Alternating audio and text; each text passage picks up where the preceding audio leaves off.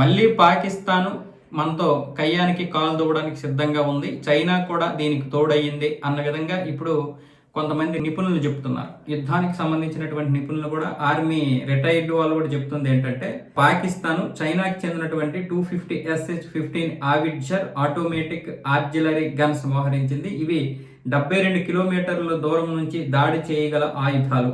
అలాగే ఈ Pakistan army 155 mm artillery సిస్టంలను భారత సరిహద్దుల్లోని కీలక వ్యూహాత్మక ప్రాంతాల్లో ఉత్తరం నుండి దక్షిణం వరకు పక్కా ప్లాన్తో అమర్చుతోందని మన ఇంటెలిజెన్స్ వర్గాలు కూడా చెప్పాయంట.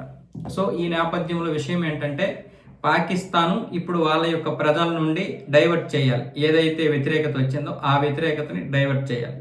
చైనాలో ఏదైతే ఇప్పుడు పెట్టుబడిదారులు వెళ్ళిపోతుండడం, అలాగే మిగతా 40 కోట్ల మందికి నిరుద్యోగం, ఈ జరుగుతున్నటువంటి సమతుల్యత అంటే అసమానత్వం, ఇది కాకుండా అక్కడ ఉన్నటువంటి ఏదైతే పెట్టుబడిదారులు బయటకు వెళ్ళిపోయి దేశాన్ని విమర్శిస్తున్నటువంటి వారు, అప్పులు విపరీతంగా పెరిగిపోతుండడం, ప్రశ్నిస్తున్నటువంటి వారు ఎక్కువైపోతున్నటువంటి నేపథ్యంలో దాన్ని కూడా డైవర్ట్ చేయడం కోసం భారత సరిహద్దుల్లో చైనా, పాకిస్తాన్ ఈ రెండు కూడా పక్కా ప్లాన్తో ఈ యొక్క దీన్ని నిర్వహిస్తున్నాయి.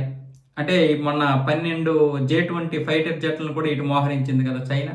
అది కాకుండా డ్రోన్ల సెంటర్ను కూడా టిబెట్లో పెట్టింది. ఇలాంటి నేపథ్యంలో పాకిస్తాన్కి ఇవి కావాలని చైనా ఇచ్చింది, కొంత డబ్బు తీసుకొని. డబ్బు అంటే డబ్బు కాదు, దానికి తగ్గట్లుగా వాళ్ళు కొంత అక్కడ ఏదైతే బలోచిస్తాన్లోనూ అలాగే POKలో ఉన్నటువంటి కొన్ని ప్రాంతాలను తవ్వుకొని ఖనిజాలను తీసుకువెళ్ళిపోవడానికి ఈ ఒప్పందం చేసుకున్నాయి.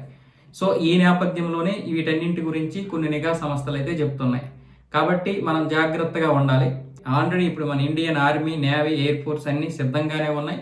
సిద్ధంగా ఉన్నాయి అంటే అప్రమత్తంగా ఉన్నాయి. సో ఈ నేపథ్యంలో వాళ్ళు చేస్తున్నటువంటి పని ఏంటంటే, కేవలం మనల్ని కెలుక్కోవడం.